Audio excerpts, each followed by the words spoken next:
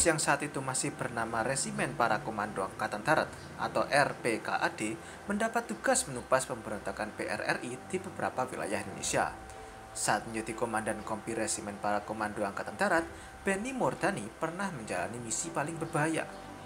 Benny Mordani dan prajurit RPKAD diterjunkan dari pesawat untuk bisa ke sasaran. Meski belum pernah ikut latihan terjun payung, mereka selamat sampai ke darat. Nama saya Papa Akmil yang akan menjadi host kalian. Hari ini kita akan membahas tentang penumpasan pemberontakan PRRI yang dikomandoi oleh Benny Mordani. Inilah channel Bangsa Indonesia.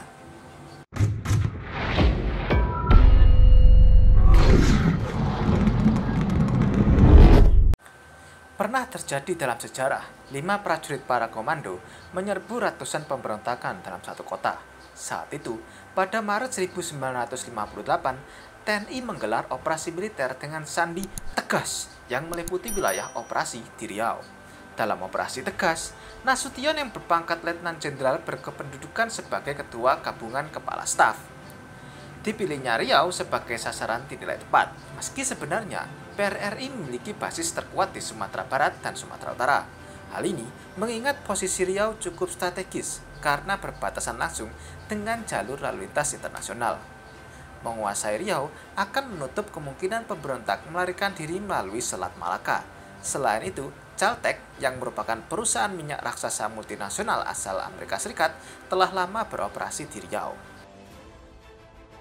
Operasi penumpasan PRRI di Riau ini akan jadi satu di antara misi berbahaya yang dilakukan RPKAD yang merupakan cikal bakal Kopassus. Benny Mordani memimpin pasukan RPKAD yang diterjunkan dari pesawat untuk bisa ke sasaran. Meski belum pernah ikut latihan terjun payung, Benny Mordani sukses terjun dengan selamat. Dia bahkan mampu memimpin pasukannya memukul pemberontak yang berada di sekitar lapangan udara Simpang 3 Pekanbaru. Pertempuran didahului dengan serangan udara ke daerah lawan. Di atas langit, lapangan udara Simpang 3 yang dikuasai pasukan PRRI satu persatu pesawat pemburu P-51 Mustang dan bomber B-25 Mitchell menukik berunturan. Pesawat pemburu itu menghamburkan rentetan peluru berkaliber 12,7 mm. Aksi gabungan fighter dan bomber itu dimaksudkan untuk mengamankan lapangan udara Simpang 3 sebelum pasukan diterjunkan. Pasukan PRRI yang mengawasi senjata arahan di landasan hanya sempat memberikan perlawanan sebentar sebelum berhamburan melarikan diri. Di antara pasukan penyerbu itu terdapat Letnan 1 Leonardus Benny Mordani, Komandan Kompi A RPKAD. Sebagai Danki atau Komandan Kompi, Benny agak resah. Pasalnya, meski memiliki kualifikasi komando, dia sama sekali belum pernah mengikuti latihan terjun. Mendekati Simpang 3, jam master memberikan isyarat bersiap. Begitu lampu merah menyala, pintu Dakota langsung terbuka. 3 kompi pasukan lintas udara berhasil mendarat dengan selamat tanpa kerugian apapun. Para pemberontak tak mengira pasukan TNI telah mendarat. Melihat pasukan komando bergerak cepat, sembari mengumbar tembakan, pasukan PRRI lari kocar-kacir masuk hutan. Pasukan pemberontakan itu meninggalkan peralatan perang dari bantuan dari Amerika Serikat yang baru dikumpulkan di landasan. Ada hal yang mengejutkan ditemukan RPKAD. Saat di landasan, Letnan 2 Dading Kalbuadi, rekan Benny, menendang sebuah peti kayu. Mereka terkejut saat melihat isi peti tersebut. Ternyata, peti itu berisi uang berjumlah banyak. Dading sempat bertanya kepada Benny, yang kemudian dijawab untuk ditinggalkan saja. Selain uang, pasukan Baret Merah itu dikejutkan dengan persenjataan para pemberontak. Semuanya senjata modern. Walau menerima bantuan senjata dari asing, rupanya PRRI ini tak punya semangat juang yang tinggi. Hanya dalam hitungan menit, lapangan udara Simpang 3 jatuh ke tangan RPKAD. Benny dengan inisiatifnya menyuruh seorang anggota PRRI yang menyerah untuk menyetir sebuah truk berkeliling beberapa kali di lintasan. Itu untuk memastikan tidak ada ranjau atau bobby trap yang dipasang PRRI di sekitar landasan.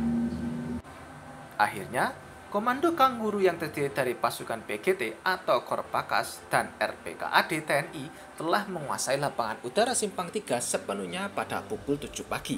Disusul pula kota Pekanbaru yang sudah dalam kendali TNI dalam waktu singkat.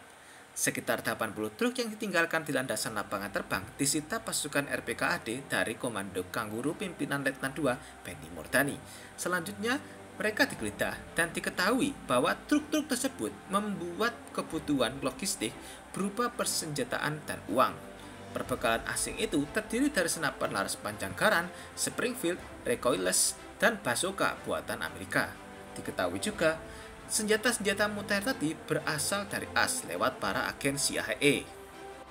Seorang perwira menengah musuh berpangkat kapten tertawan oleh pasukan Benny. Menurut pengakuan kapten tersebut, pasukan pemberontak lengah karena mengira pasukan penerjunan TNI merupakan rangkaian kiriman logistik untuk menyokong pemberontakan. Bahkan, semula diperkirakan jika Pekanbaru memang tak bisa lagi dipertahankan, para pemberontak harus meledakkan sejumlah ladang minyak setempat milik Caltech. Nah, itu tadi kisah Benny Mordani yang memimpin pasukan RPKAD untuk menguasai Pekanbaru hanya dengan 5 prajurit.